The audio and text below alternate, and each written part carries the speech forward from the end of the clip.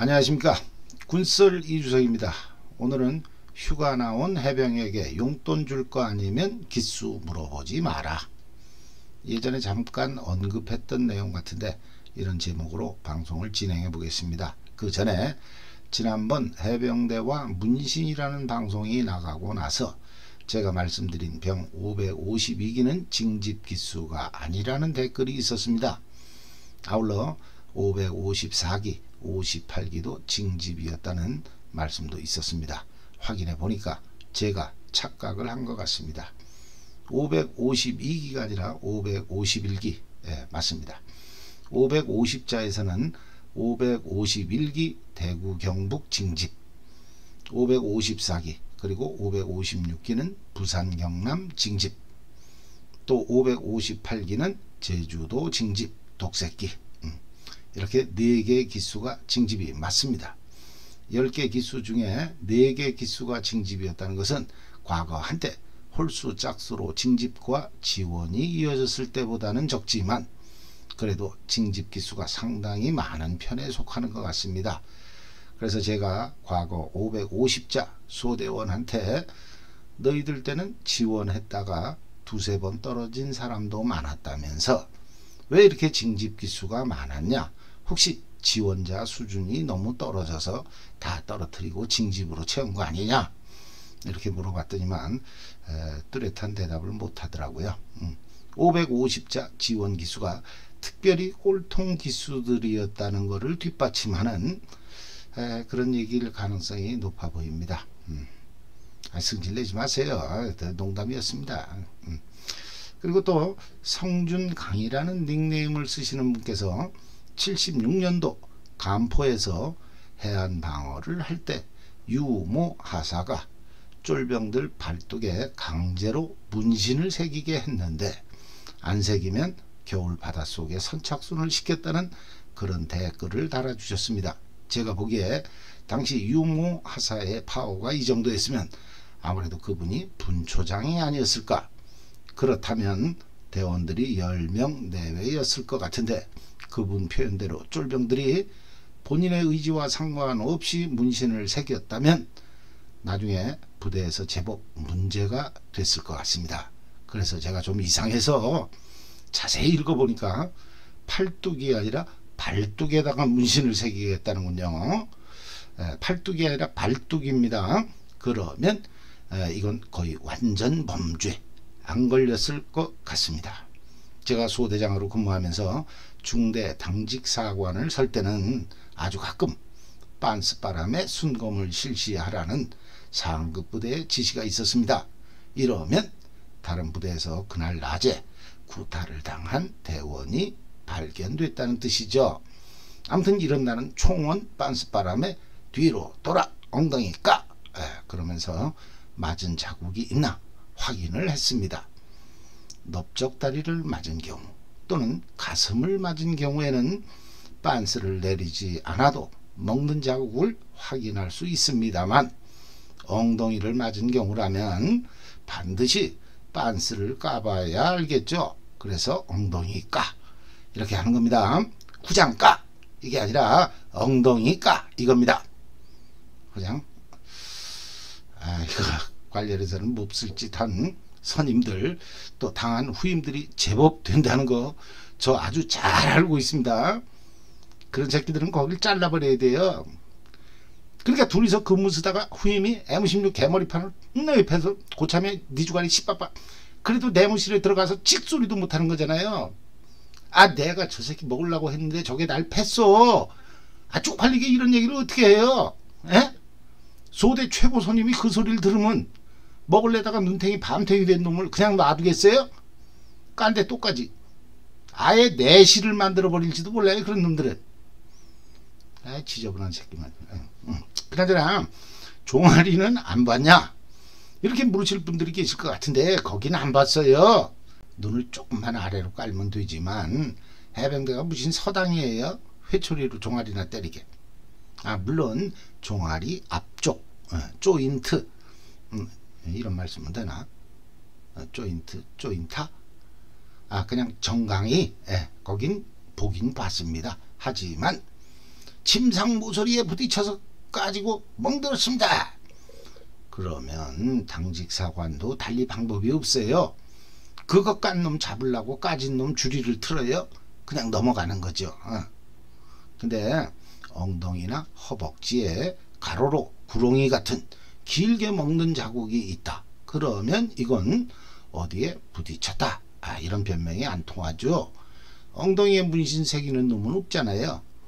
어쨌든 팔뚝이 아니라 발뚝, 발뚝에 새긴 문신이라면 이 역시나 발견이 쉽지 않았을 것 같습니다.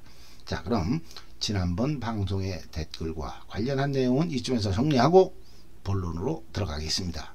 먼저 여러분은 해병대 현역 시절에 휴가 나와서 해병대 예비역 선배님들한테 어떤 대접을 받으셨습니까?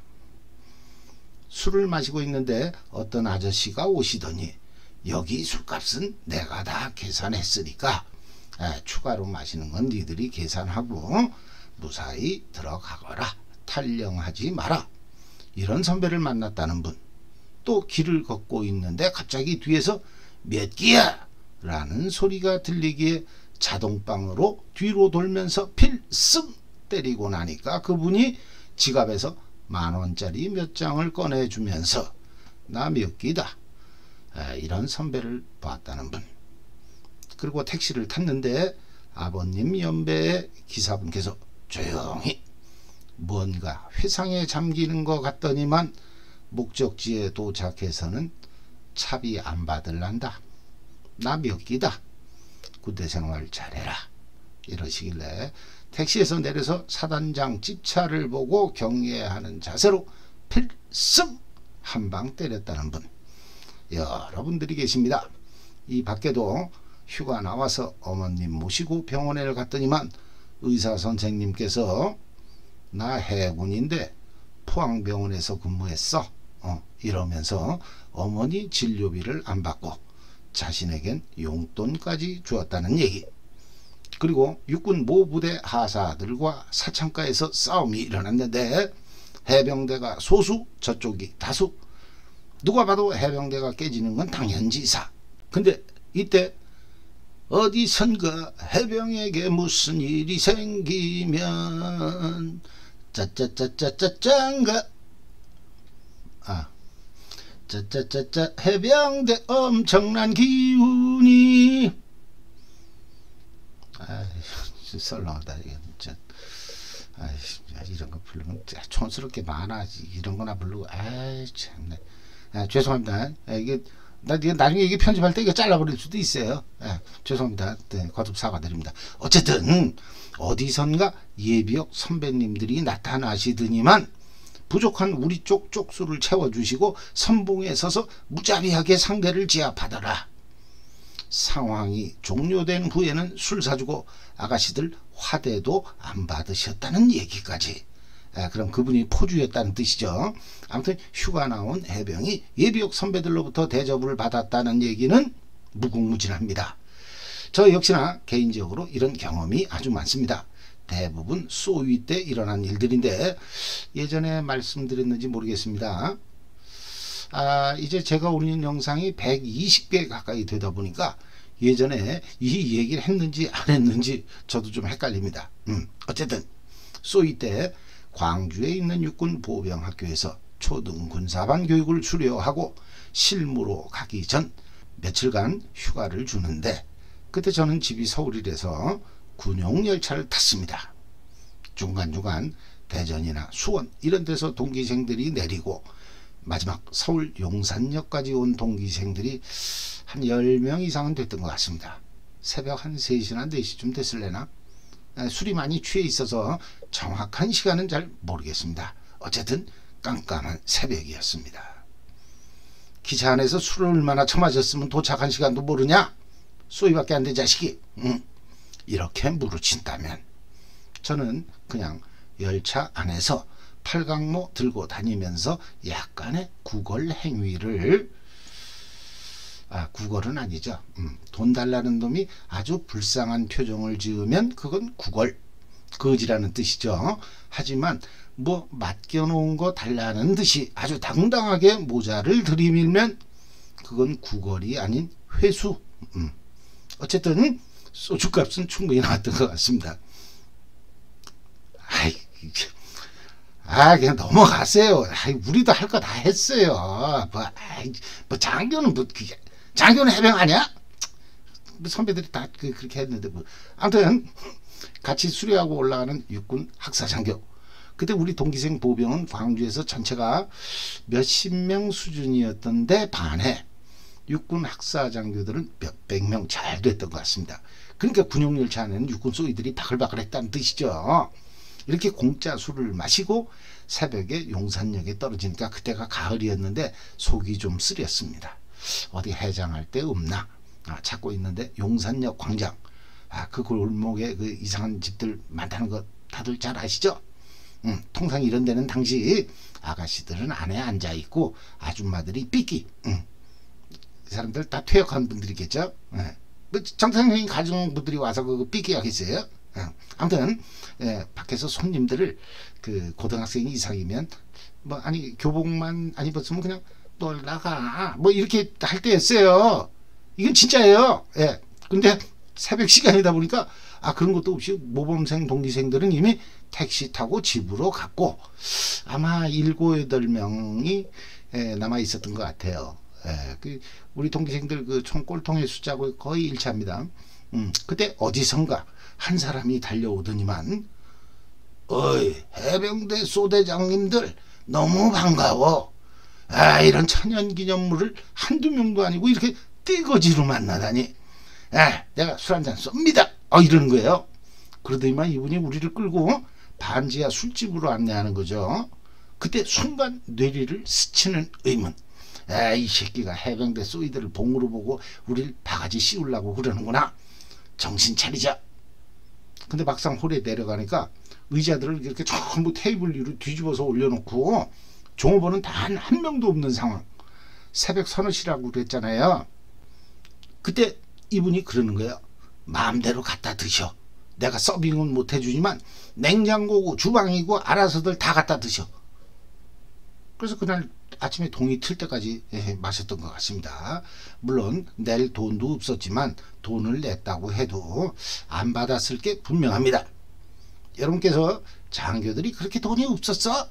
이렇게 물어보신다면 제가 돈이 있었으면 군용열차 안에서 육군 소위들한테 팔강모를 발렸겠습니까? 광주에서 소위 월급 받아봤자 월산동, 양동 이상한 생각 마세요. 이런 데 가서 그냥 술만 먹어서 술 먹고 나도 돈이 없었어요. 모르겠습니다. 저축했다는 동기들도 많지만 어쨌든 저는 돈이 없었습니다. 거지였어요. 근데 이런 거는 전부 옛날 얘기고 요즘 해병들은 어떨까? 아니 그 휴가 나온 해병들을 대하는 예비역 선배들은 과연 어떨까? 제가 별도로 조사를 한 건 아니고요. 제 아들 둘이 저랑 술자리에서 하는 소리를 듣게 되었습니다. 해병대를 먼저 전역한 큰 놈이 역시나 해병대에서 휴가 나온 동생과 얘기하는 것을 들었다는 뜻입니다. 먼저 형이 하는 말. 야, 너 어제 휴가 나오면서 이상한 사람들 못 봤냐? 몇 개야? 이렇게 물어보는 그런 사람들. 졸라 많지? 요즘 애들은 아버지 앞에서도 졸라 그런 말 씁니다. 우리 집 애들이 못 배워서 그런 게 아니에요. 아무튼 그러니까 동생 말. 그래서 내가 필승 때리고 1200 몇 기라고 똥기 앞들어서 얘기를 했는데 그러면 자기도 뭐라고 얘기를 해야 되는 거 아니야? 근데 그냥 그러냐? 그러면서 쌩까고 하는 거야. 이렇게 작은 애가 대답을 하더라고요. 여기서 또 다시 요즘 젊은 애들 용어를 설명드리면 쌩까고 간다. 이런 표현은 그냥 안면 까고 간다. 이런 뜻입니다. 걔가 아빠랑 같이 있었으니까 이 말을 이렇게 부드럽게 했겠습니다만 아마도 제가 없는데 형제간에 둘이서 대화를 했다면 아마도 이렇게 얘기를 했을 것 같습니다. 아니 씨발 응? 요즘 애들은 욕 잘 안 하죠. 그러면 그게 우리 아들이라고 얘기 안 하고 저라면 이렇게 얘기했을 것 같습니다. 아버지가 뒤집어 써야죠. 뭐 아니 씨발 물어봤으면 그러냐? 나는 몇 기인데 몇 대 대에서 근무했다. 고생이 많구나. 난 그렇게 얘기했을 것 같은데. 그리고 선임들 얘기를 들어보면 용돈까지 쥐어준다는데 그 사람은 그냥 그러냐? 그러면서 내 경례도 안 받는 거야. 아니 군대에서 경례를 하면 경례를 받아줘야 될 거 아니야. 아니면 내 기술을 물어보지 말든가. 능력도 안 되면서 왜 물어보는 거야? 저는 이랬을 것 같습니다. 아무튼 둘째 놈은 그런 투로 얘기를 했습니다. 요즘 해병들은 휴가 나오고 복귀할 때만 군복을 입지 집에 도착해서는 바로 사복으로 갈아입습니다. 이게 규정이라고 하네요. 또 군복을 입은 상태에서는 절대로 술집에 못 들어간다고 합니다. 단 부모님과 같이 있는 경우에는 가능하다고 합니다. 하지만 요즘 해병들이 군복을 입고 돌아다니지 않는다고 해서 우리가 해병임을 모르는 건 아니죠. 저희 80년대와 달리 요즘은 머리를 상륙 돌격형으로 윗머리만 조금 남기고 완전히 밀어버리기 때문에 누가 봐도 쟤는 해병대다 알 수가 있습니다. 그나저나 이 상륙돌격형 헤어스타일 언제부터 시작됐는지 아시는 분 계십니까?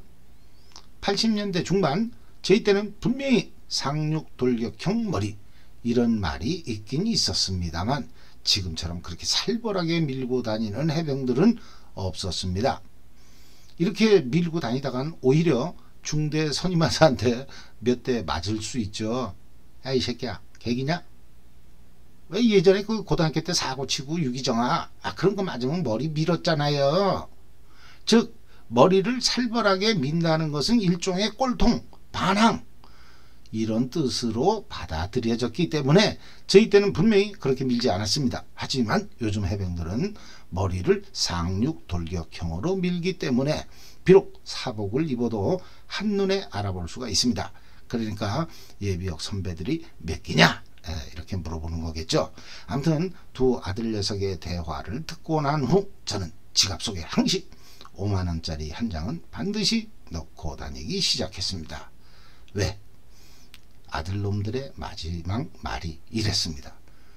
용돈 줄 것도 아니면서 왜 불러? 돈 줄 거 아니면 부르지 말라는 뜻 같아요. 그래서 가끔 현찰이 없을 때 해병대원을 만나면 저는 안면을 깝니다. 아는 척 안 하고 부르지도 않습니다. 왜? 줄 돈이 없어서. 계좌번호 불러달라고 할 수는 없잖아요. 물론 요즘 현역병 월급이 100만원을 넘는다고 하지만 예비역 선배들이 후배들을 불러서 용돈을 주는 게 무슨 집안 살림에 보태서라 이런 뜻은 아니지 않습니까? 선배로서 후배를 보니까 반갑고 또 우리 역시나 현역 시절 선배들로부터 그런 대접을 받았기 때문에 그걸 되갚자는 차원이지 다른 생각은 없을 것 같습니다. 저는 감히 이런 것도 해병대의 전통이다 이렇게 주장을 합니다. 제 방송에 구독자가 많지 않아서 얼마나 먹어줄지는 모르겠습니다만 저는 해병대 예비역 선후배님들께 감히 제안 드려 보겠습니다. 길거리에서 후배 해병을 만나면 일단 몇 기야? 라고 묻지 마시고 우리 기수부터 밝힙시다. 나 몇 기?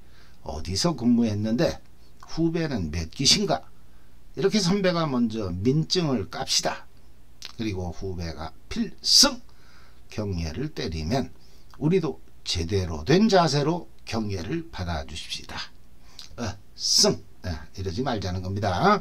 술집에서 사회인 친구들과 술 마시고 있는 해병을 보면 더욱 신경을 씁시다. 특히나 그 친구들 중에 여자가 있다면 더더욱 신경을 써줍시다. 나 몇 기인데 연평도에서 근무했어. 우리 해병대 후배가 반가워서 여기 술값은 내가 계산했다. 마음 놓고 마셔라. 우리 때처럼 사고 치면 안 된다.